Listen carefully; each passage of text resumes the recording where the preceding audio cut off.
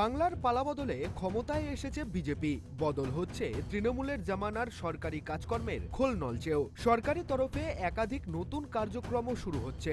মঙ্গলবার দলের সমস্ত সাংসদ বিধায়কদের নিয়ে কল্যাণীতে পর্যালোচনা বৈঠকে বসেন মুখ্যমন্ত্রী শুভেন্দু অধিকারী। বৈঠকে ছিলেন প্রশাসনিক আধিকারিকরাও। মূলত ৩ জেলা অর্থাৎ উত্তর ২৪ পরগনা, নদিয়া, হুগলি নিয়ে এই বৈঠক হয়। প্রায় ২ ঘন্টারও বেশি সময় ধরে চলা বৈঠকে নেওয়া হয় একাধিক গুরুত্বপূর্ণ সিদ্ধান্ত।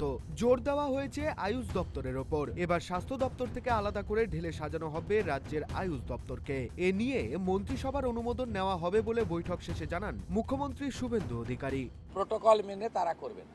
আজকে একটা নীতিগত সিদ্ধান্ত নিয়েছি, ক্যাবিনেটে এটা অনুমোদনের জন্য আমি রাখবো। আয়ুষ দপ্তরকে আমরা হেলথ থেকে আলাদা করছি।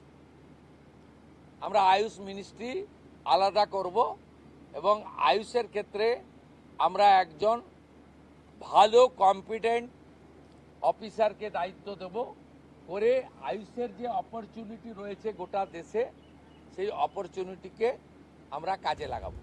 সামনেই আন্তর্জাতিক যোগা দিবস। এবার থেকে নবগঠিত আয়ুষ দপ্তর এবং ক্রীড়া দপ্তর যৌথভাবে এই দিনটি পালন করবে। স্কুল, কলেজ, এনজিও থেকে শুরু করে পুলিশ প্রশাসন সব স্তরেই উৎসবের মেজাজে উদযাপিত হবে যোগা দিবস। সেক্ষেত্রেও নিয়ম বেঁধে দেন মুখ্যমন্ত্রী। একই সঙ্গে বিশ্ব পরিবেশ দিবসও পালন হবে এ রাজ্যে। ৫ই জুন সমস্ত পুরসভা এলাকায় মায়ের নামে একটি গাছ লাগানো হবে। এজন্য সমস্ত বিধায়কদের অরণ্য দপ্তর গাছ দেবে বলে জানান শুভেন্দু অধিকারী। ভারত সরকার 5ই জুন বিশ্ব পরিবেশ দিবস থেকে 21শে জুন বিশ্ব যোগা দিবস ন্যাশনাল প্রোগ্রাম ডিক্লেয়ার করেছেন। পশ্চিমবঙ্গ সরকার এই ন্যাশনাল প্রোগ্রামে পার্টিসিপেট করছে, আমরা ঘোষণা করেছি। 5ই জুন রাজ্যের সমস্ত ব্লকে এবং পুরসভাতে ইনক্লুডিং কর্পোরেশনে মায়ের নামে একটি গাছ লাগানোর কর্মসূচি হবে। প্রত্যেক বিধায়কদেরকে অরণ্য দপ্তর, পরিবেশ দপ্তর, দুটো দপ্তর নোডাল থাকবে। তারা ফলের গাছ দেবেন এলাকায় বিতরণ করার জন্য।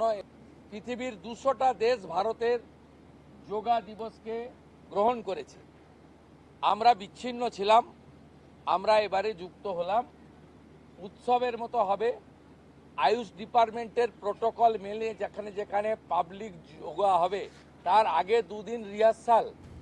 এছাড়াও আরও বেশ কিছু গুরুত্বপূর্ণ সিদ্ধান্ত হয়েছে মুখ্যমন্ত্রীর বৈঠকে। স্বাস্থ্যক্ষেত্র এবং প্রাকবর্ষার কাজে গুরুত্ব দেওয়া থেকে শুরু করে সরকারি প্রকল্প নিয়েও বেশ কয়েকটি বিষয়ের উপর জোর দেওয়া হয়েছে। উল্লেখযোগ্যভাবে ওঠে অন্নপূর্ণা ভান্ডারের প্রক্রিয়ার বিষয়টিও। জানান, বুধবার নবান্ন থেকে অন্নপূর্ণা যোজনার ফর্ম পাবলিশ করবেন মুখ্যমন্ত্রী। একই সঙ্গে তৃণমূল জামানায় মমতা বন্দ্যোপাধ্যায়ের চালু করা মুখ্যমন্ত্রীকে বলুন কর্মসূচিও বন্ধ করা হবে বলে জানান শুভেন্দু অধিকারী। এবার নতুন নাম আপনার সরকারকে বলুন, বদল হবে পুরনো নম্বরও। আগামী সপ্তাহ থেকে মুখ্যমন্ত্রীকে বলো বন্ধ হয়ে যাচ্ছে, তার জায়গায় আমরা নাম দিচ্ছি আপনার সরকারকে বলুন।